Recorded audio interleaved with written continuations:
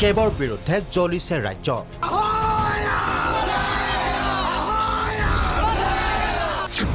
ৰাজধানী গুৱাহাটীত ভিন্ন দল সংগঠনৰ প্ৰতিবাদ।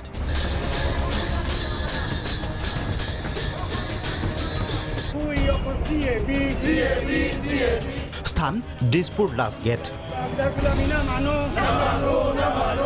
কেবৰ বিৰোধিতাৰে 7 ঘণ্টীয়া অনশনত বহিল অসম প্ৰদেশ কংগ্ৰেছ কমিটি। জাতীয় পিতা মহাত্মা গান্ধীৰ প্ৰতিমূৰ্তি সন্মুখত লৈ কংগ্ৰেছে ক'লে সকলো ওলাই আহক কেবৰ বিৰুদ্ধে। এই কেব অনাৰ ফলত অসমৰ সামাজিক বিন্যাস, অসমৰ সমাজ জীৱনতো ইয়াৰ এক বিৰূপ প্ৰভাৱ পৰিব বুলি আজি শংকা উদয় হৈছে। চৰকাৰখনে যিমানেই প্ৰতিশ্ৰুতি নিদিয়ক কিয় তেওঁলোকে খিলঞ্জীয়া মানুহক আশ্বস্ত কৰিব পৰা নাই। আৰু আমি বিচাৰিছোঁ কেবৰ বিৰুদ্ধে নাগৰিকত্ব সংশোধনী বিধেয়কৰ বিৰুদ্ধে সমগ্ৰ অসমৰ সকলো শক্তি ঐক্যবদ্ধ হওক। কোনো কাৰণত অসমীয়া জাতিক নিষেধ কৰাটো নচলিব। কনৰাড চাংমা নেতৃত্বাধীন NPP দলেও কেবৰ বিৰুদ্ধে দিছপুৰ লাষ্ট গেটত সাব্যস্ত কৰে প্ৰতিবাদ। প্ৰয়োজন হ'লে উচ্চতম ন্যায়ালয়ৰ দ্বাৰস্থ হ'ব NPP।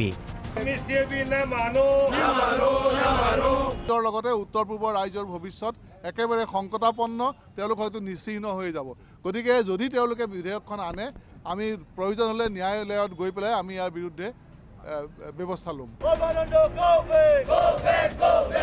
ৰাজপথলৈ ওলাই আহিল বাওঁ গণতান্ত্ৰিক গণসংগঠন। গুৱাহাটী ক্লাবত সাব্যস্ত কৰিলে তীব্ৰ প্ৰতিবাদ। আজি আমি বাওঁ গণতান্ত্ৰিক দলসমূহৰ আজি গণসংগঠন বাওঁ গণতান্ত্ৰিক গণসংগঠনে আমি কেবৰ বিৰুদ্ধে আমি এই আন্দোলন সংগঠিত কৰিছোঁ। সংবিধান বিৰোধী, অসমৰ স্বাৰ্থৰ পৰিপন্থী আৰু সাম্প্ৰদায়িক নাগৰিকত্ব সংশোধনী বিধেয়কখন আমি কোনো কাৰণতে গ্ৰহণ নকৰোঁ। তাৰ বিৰুদ্ধে আমি আজি এই প্ৰতিবাদ কৰিছোঁ।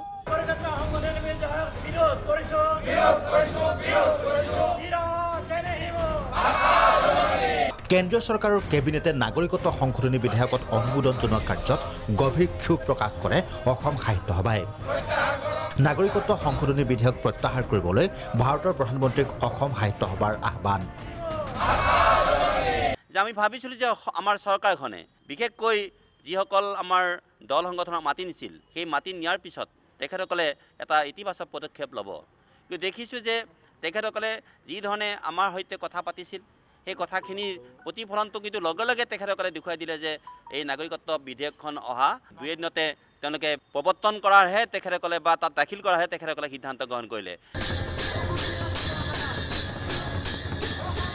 Bureau report, Prag news.